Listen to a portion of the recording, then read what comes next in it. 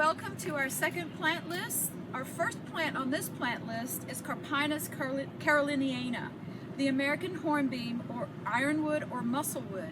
And you see two specimens behind me. They're not the best shape, but you see how beautifully they create this gateway or entrance when you see an arc that creates like a doorway.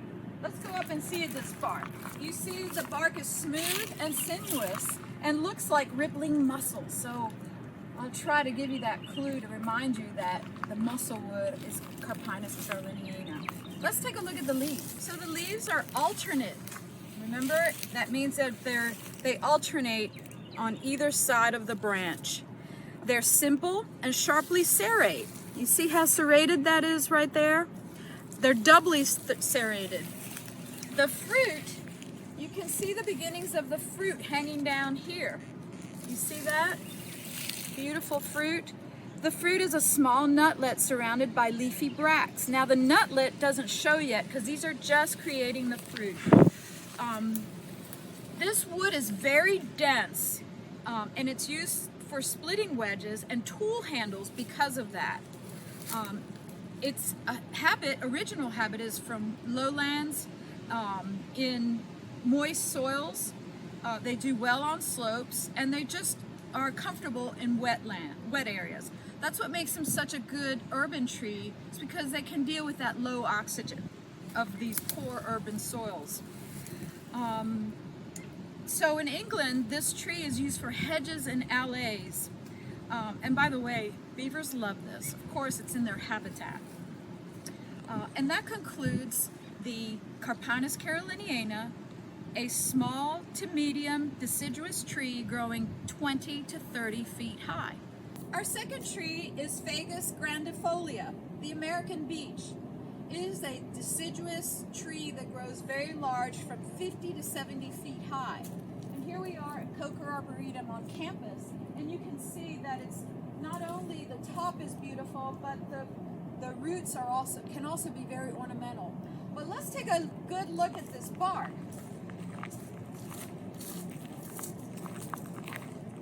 So unfortunately for this tree, its bark is smooth and gray, which makes it a perfect spot for people to carve their love on this tree. So my graduate student calls this Love Plaza. Let's take a look at the leaves. Let's get a little closer over here. You see that it has these branches that grow kind of low to the ground and they sweep the ground. So the leaves are simple and alternate. See, they're on opposite sides, taking turns on either side of the tree. They're elliptical. The underside is hairy. I don't know if you can see that. No, well, in the light you might. Almost can see it. In the light you can kind of see the little hairiness on the back of the leaf. So the margins are serrate. So we talked about what's serrate, like a saw. And every vein ends in a separation. Now notice that the veins are parallel. Oh, here we go. Come and see this. You can really see the hair along the middle of the center vein there and the little edges. I hope that's clear to you guys. But notice how beautifully in parallel that branching of the veins are. I want you to show you one more thing up in the middle of the tree here. My favorite thing about this tree is to lay underneath it. Imagine that. And look straight up with the sunlight coming through it. I don't know of any other tree that is as magnificent with the light showing the parallel veins of this tree. So this tree is shade tolerant.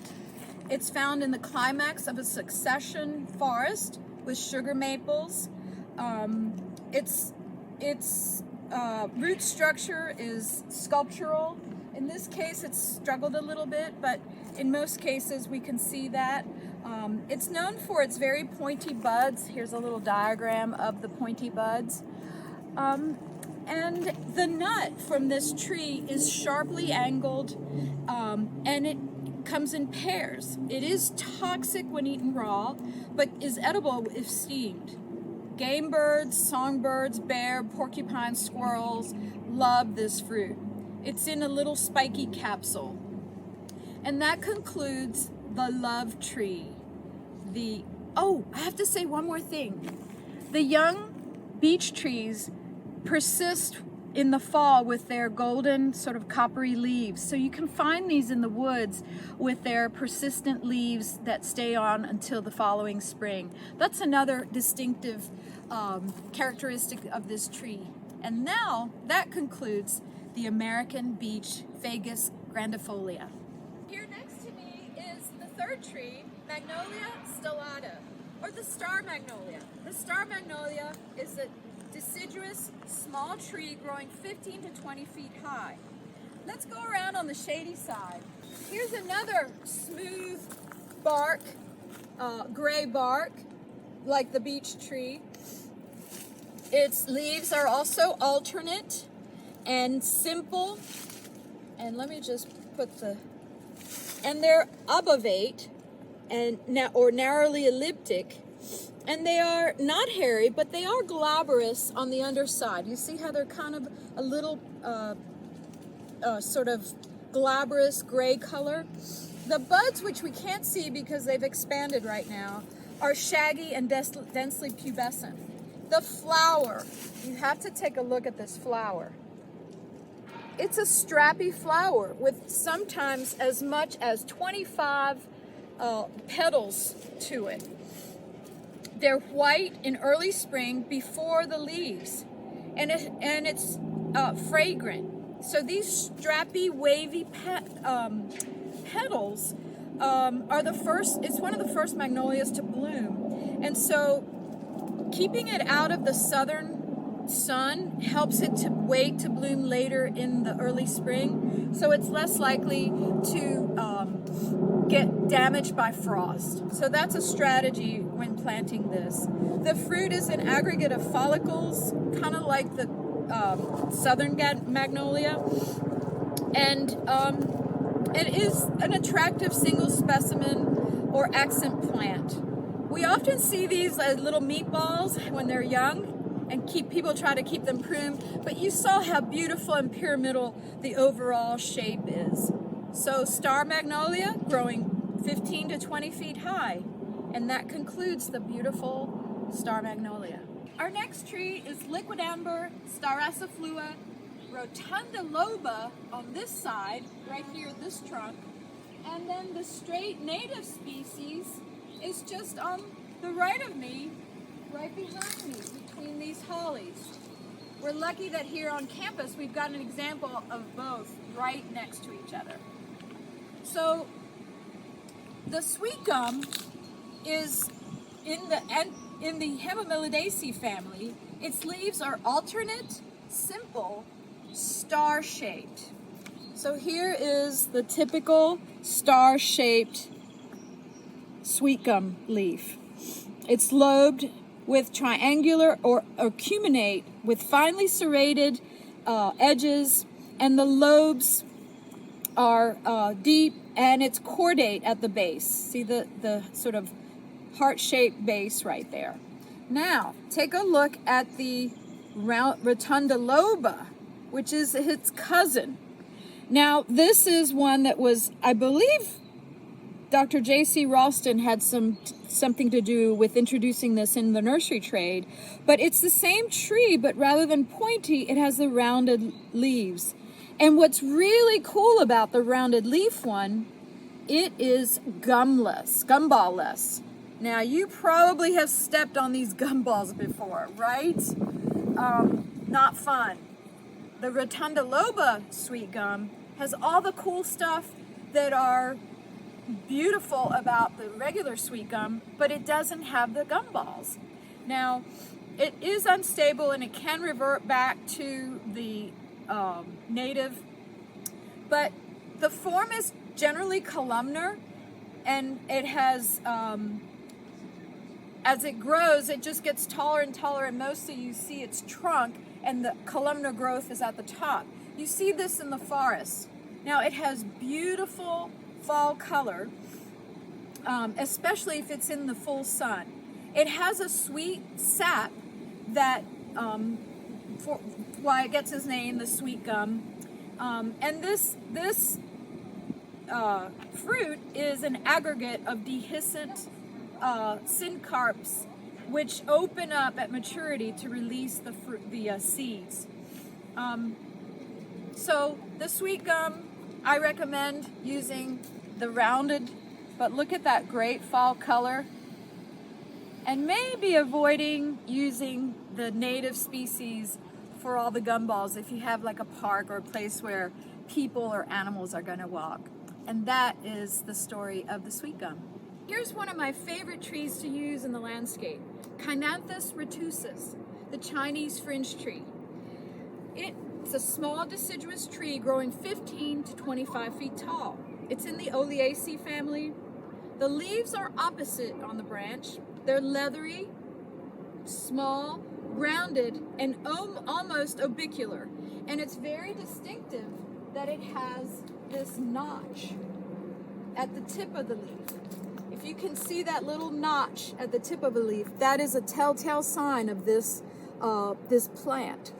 The flowers are profuse and dense. Now we've missed them, but here are the panicles that are left. Imagine all of those covered with snowy white panicles of flowers. Another distinctive thing about this tree are these very deep ridges and furrows of the bark. The fruit, which we won't see, they'll make at the end of these panicles, is a blue drupe that's ellipsoidal, and we'll see that in September and October. And we only see those in the female plant. I just wanted to point out that this tree has this one's a Chinese, and there's a native one here from the East Coast, which is Old Man's Beard. We're going to see that later today, but the interesting thing is that one has this rounded leaf and the other is a long sort of lanceolate leaf. Now we're going to talk about that in a minute, but do take a look at that gorgeous one in bloom there in this image on my card. This tree gets its leaves early in the spring and loses them late in the winter. And those blossoms just knock you off your feet when you see these. I've used these trees a lot in urban environments. They're tough, they're wonderful performers, and that concludes the Chinese fringe tree, Cynanthus retusus. Our next tree is the Japanese Zelkova. It's right behind me, and you can see the Zelkova serrata is a vase-shaped tree. Even though this one is a little crooked, I've noticed it since it was planted many years ago, and it kind of got angled, and it has stayed that way. It's in the Ulmaceae family, or the elm family. It grows 50 to 80 feet tall. And let's take a closer look at the leaves. So the leaves are alternate on the branch, and you can see that right behind me. You see the alternate leaves. They're also simple. They're not compound. The bud is right at the base here of the petiole. You can see the bud. They're serrate, and the margin is asymmetrical. Notice that one side is, oops, let me see if I can hold that better. There it is. Asymmetrical. And the leaves are bigger at the end with lateral veins that are parallel, kind of like the beech tree, huh? And it has a point at the end of each serration, so we can see that. And each point, I can't see it, not even with my glasses. There's a little gland, and we'll see that again in another plant later on in the semester. The bark is smooth and gray with horizontal lenticels. Let's take a look at those lenticels. The lenticels are these little tiny holes right here, and you see how they're horizontal? They're all over the tree. Now that's another telltale sign about this tree, of its bark. The fruit is a small kidney bean-shaped drupe.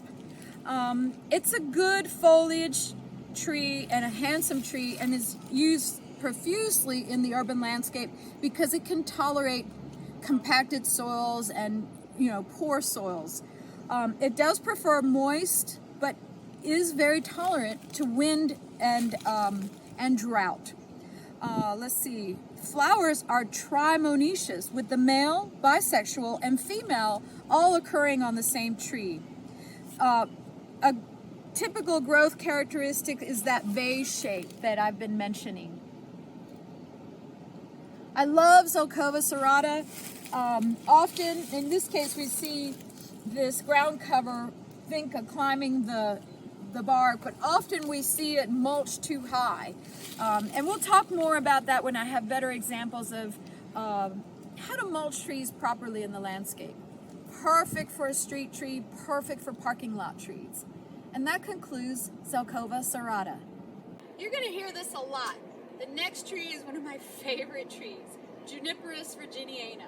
We can see two behind me, and you see how the branches are kind of scraggly and open and hanging down. These trees are probably about, 80 years old or more. Let's walk up close to one. I'm looking for fruit on this tree, which I don't see. Maybe I'll show you later in the semester. But the leaves are scale-like. You can't even see the scales. Well, I can just make them out. Yeah, I can see the scales. Little teeny tiny scales that make up the leaves. And they're arranged in 4 ranks. And the cones, which we'll walk around and see if we can find some, are deciduous, or I beg your pardon, are dioecious, with the female cones a handsome blue. Now these are fleshy and they're used to flavor gin. So if you drink gin, this is what they make it out of. Songbirds love to eat the berries from this tree. You've heard of cedar wood, very valuable wood. It repels moths, larvae, and used in the landscape because it's resistant to decay. My son just built a raised garden beds made out of cedar for our little edible landscape. It makes an excellent landscape plant. In this case, at NC State, it was planted along this street, and you can just see them all along here. We've lost some of them, but they've been here a very, very long time. They're susceptible to cedar rust, to apple rust, so we don't like to plant them, apples and cedars together or close by. It does get the culture to propagate it it's dug out of the landscape and put into balm burlap, and we'll talk about that more in our class. It prefers full sun, but is adaptable to a lot of locations. It likes deep, moist, well-drained soil, but as I said, very tolerant to other things.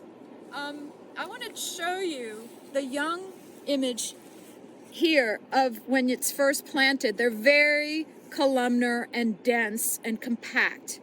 As they grow, as they age, they open up and widen and become this beautiful, craggy, more interesting sort of texture. And then finally, in old age, where you see here with these magnificent bark, magnificent trees, here are 3 gorgeous examples right here at the edge of Coker Arboretum.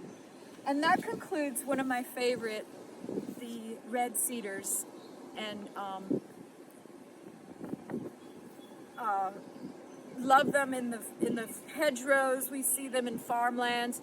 My son used to call them soldiers because those young ones would, where the birds pooped them, they would grow, and that would show that beautiful young, juvenile age. And they'd all be different ages. And I can't tell you what a beautiful memory that is of going to the beach and seeing those gorgeous battalions of red cedar growing on the hedgerows.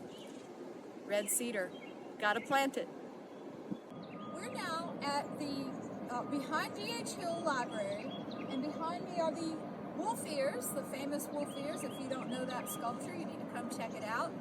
And we're at the edge of the brickyard, and I want to introduce the Cornus Cusa, or the Cusa dogwood, which is the 1st of May, the first week in May. It's in full bloom. It's not native. It's a relative to our native dogwood, also in the Cornaceae family. The leaves are opposite arcuate venation, and I'll show you that in just a second, with the lateral veins not evenly spaced. Its bark is exfoliating. You see its beautiful bark that's mottled and exfoliating with age. So we don't see the exfoliation just yet because it happens as it gets older. The buds are small, brown, and pointy. And let's go back to look at the flowers here. The flowers bloom from May to June. The true flower is inconspicuous. You'd have to get right close. You see way deep in there. These showy things are bracts. They're not the petals. We talked about that in the discussion at the introduction of the class. So the white bracts are the showy part. And notice how these point up. And it's really interesting too that they have this very long stalk right there that hold the part of the fruit that will become the fruit. So in the spring, later on in the summer, we'll see the stalk holding up the fruit, which is really actually very ornamental and interesting. Now the leaf, let me just hold one so that you can see that venation is very interesting. There's the venation. As I mentioned, they're not evenly spaced and they run along laterally to each other. Another example for both Kusa and our native dogwood. Here's just an image of what the fruit will look like eventually, and then the beautiful flowers that face up. So where should we plant a tree like this? Well, you could have it under a deck because you enjoy the flowers from above mostly. Now, we can see this at a distance. We can see the fact that it's layered and branching, very similar to our native dogwood. It's a little denser and a little more showy than our native dogwood. Now, I'm standing on this wall here, this retaining wall, and just beyond is a project that was done by David Swanson, a landscape architect in Carrboro. I just wanted to point out that this is a stormwater feature here, and you could hardly tell that anything is going on because of the beautiful wood fern and the fact that all the information that would talk about stormwater is kind of just subtle. But he is the master landscape architect, and I love how this tree is just on the edge of this important landscape that provides ecosystem services. The Kusa dogwood. This is a champion example of an Acer rubrum, or the red maple. This is a large deciduous tree growing 40 to 60 feet high. This is a mature one, and it is probably right at 60 feet. All maples have leaves that are arranged opposite on the branch. They're simple, they're coarsely serrated and lobed, and this particular one has lobes that are V-shaped. It has palmate venation, which is like a palm, remember? And it has a glaucous underside. We're gonna go look at one real quick. The twigs are covered in lenticels, are light gray to dark gray. The fruit is a winged samara, and with narrow arches. It matures in spring and splits into the fruit inside, which is a schizocarp. The flower is bright red in March and into April, and in dense clusters before the leaves. So it looks like it has a little haze of red early in the spring. And the color comes from the stigma and the pistils. Remember the reproductive parts? This tree is used as a specimen tree. It has good fall color. It varies from yellow-green to bright yellow to flaming orange and red. It is ubiquitous all over the East Coast, and it's easy to transplant, and it propagates itself very easily. Let's go take a closer look at the leaf so I can show you a trick about this one. So if you see the leaf, and its nice red petiole there, if you fold the top of the leaf down, it's half as long as the leaf. So that's sort of a typical way to tell those pointy, triangular, V-shaped lobes. So it does tolerate wet soils.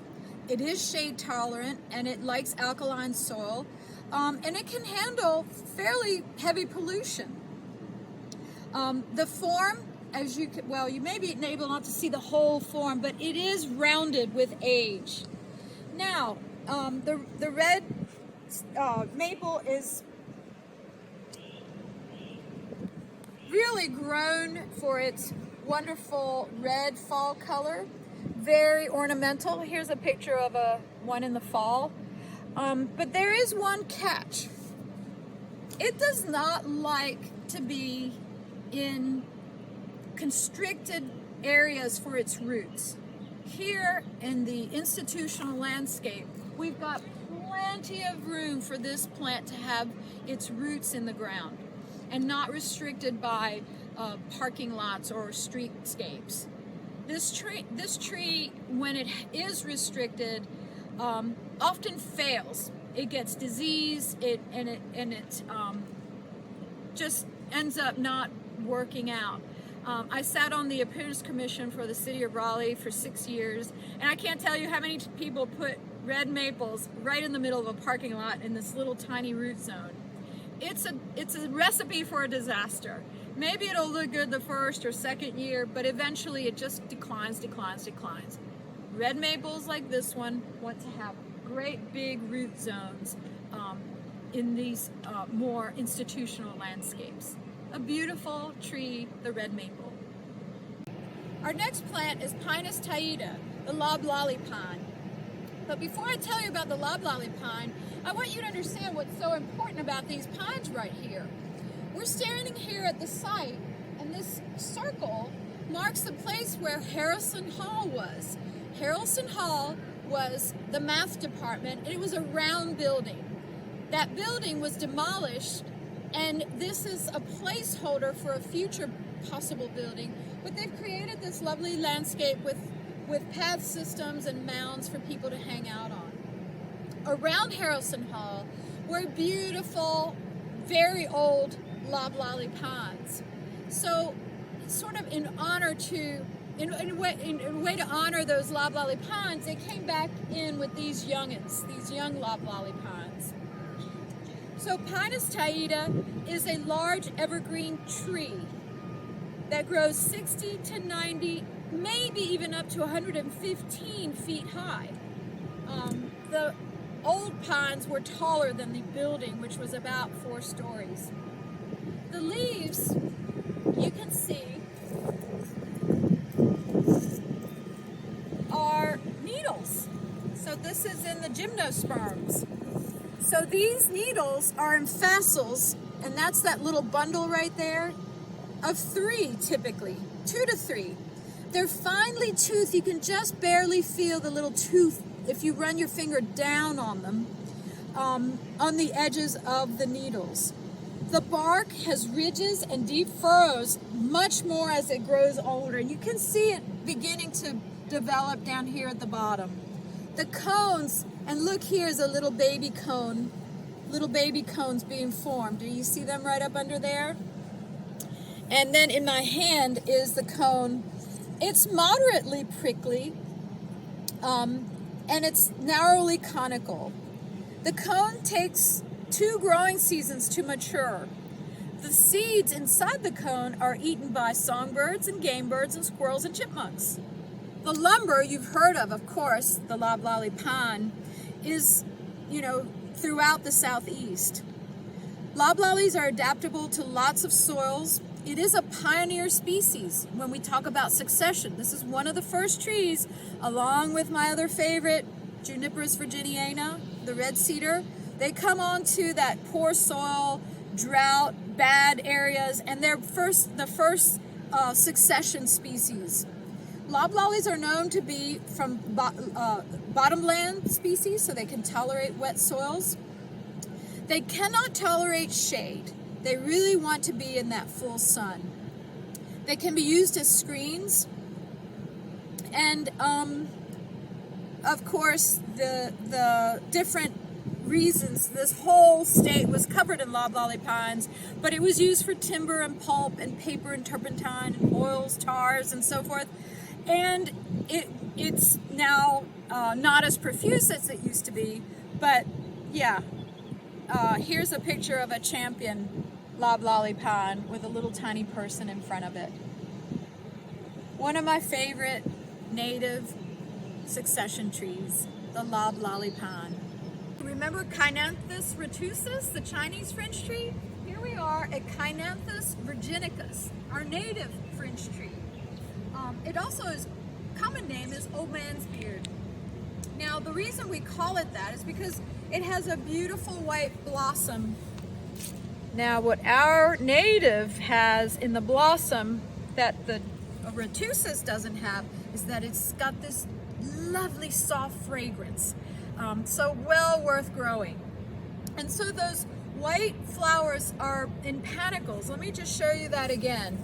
Little panicles of flowers hanging down. They're dioecious and polygomodioecious, white with fragrance, and the male ones are longer petals, and it gives a fine, breezy, sort of soft texture panicles in late April to early May. Now, if we look at the leaves are opposite or subopposite. They're simple, narrow to elliptic, 3 to 8 inches long with 1/3 to 1/2 as wide. They have an acute angle on both ends, acute triangle at both ends, and they have entire margins, no serration, and they're dark green, dark lustrous green. Now we can just make out the beginning of the terminal bud there. They're ovoid and keeled, but we really can't make that out until later as it grows. The stems are stout, green to buff brown to purple, glabrous or pubescent when young, and squarish and peeling like an onion as it ages. The habit is spreading and open, and the crows want to hear about it too. It's a very slow grower. This particular tree I gave up for dead because, oh my gosh, it looks so bad over the 11 years that I've been teaching this class. Now the crow wants to tell you a little bit about his tree here. But you can kind of see how poorly branched it is, and it's not a healthy looking specimen. But boy, has it hung in there through the years, and now these 11 years later, it really is looking like something. I was always thinking they were going to take it out, but here it still is.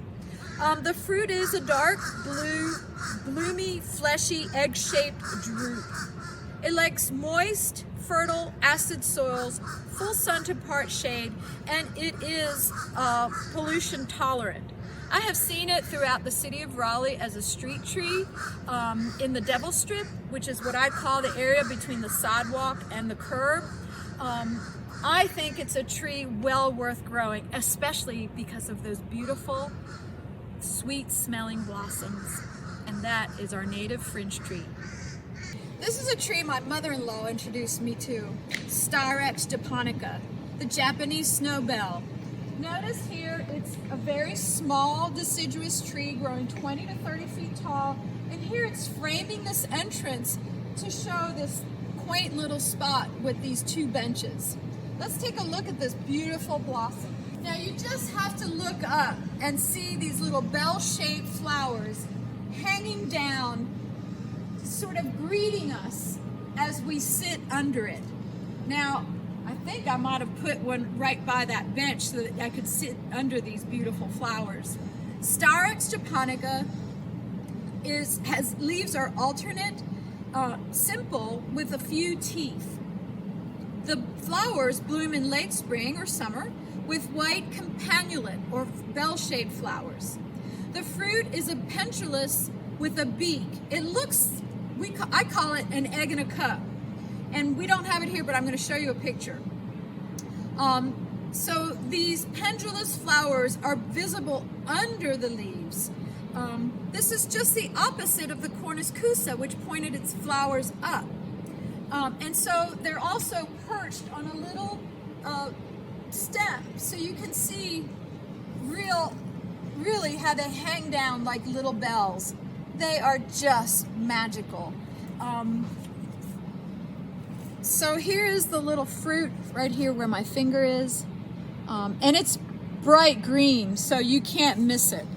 We'll see more of that, and hopefully I can point it out to you later on in the semester as it develops. A beautiful little patio tree that you can sit under, Styrex japonica. So take a look at this beautiful specimen of a white oak, my favorite tree. So for many reasons, a white oak is my favorite tree. It's a very slow growing tree. I just want you to see why I think it's called white oak. Look at this beautiful bark. Let's see what Durr describes it. The bark has light ashy gray scaly bark that's vertically arranged. And you can see here this magnificent specimen of the tree. The other cool thing about it is, this is another one that I love to look up because the leaves are deeply lobed and rounded in the lobes. They're alternate like all oaks. Simple, rounded obovate with 5 to 9 oblong and obtuse entire lobes, entire meaning there's no serration, and the veins do not protrude beyond the margin. So let's go up and take a close look at one of the leaves, or some of the leaves. Can you see the beautiful lobes of this leaf? I mean, just that is magnificent. The fruit is an acorn that is solitary or paired and bowl-like. The cap has bumpy scales, and it's green to chocolate brown as it matures. Production is difficult because it grows so slowly. It's used for furnitures and flooring. It prefers well-drained, deep, fertile soils. They're very long-lived and very strong-wooded, but they have a very, very slow growth rate. My son and I, my nephew and niece, picked up acorns from 1999 and planted them for the Millennium Oaks. That white oak is growing in my front yard, and it's only about 5-inch caliber. This thing is probably something like maybe 3 to 4 foot caliber. So I can only imagine that this tree has to be in the hundreds of years old. Notice too that the underside of the leaf is lighter, so that gives it a blue sort of tint to it. And when it blows in the wind, you can see the difference of the two colors. Very difficult to transplant. The flowers are male flowers in the spring that hang down. We talked about the catkins, but beautiful pyramidal in youth and rounded crown as it ages. Here's some examples of it as it gets older. And this magnificent white oak that is near and dear to my heart is our last plant for this list. I hope you've enjoyed our walk today.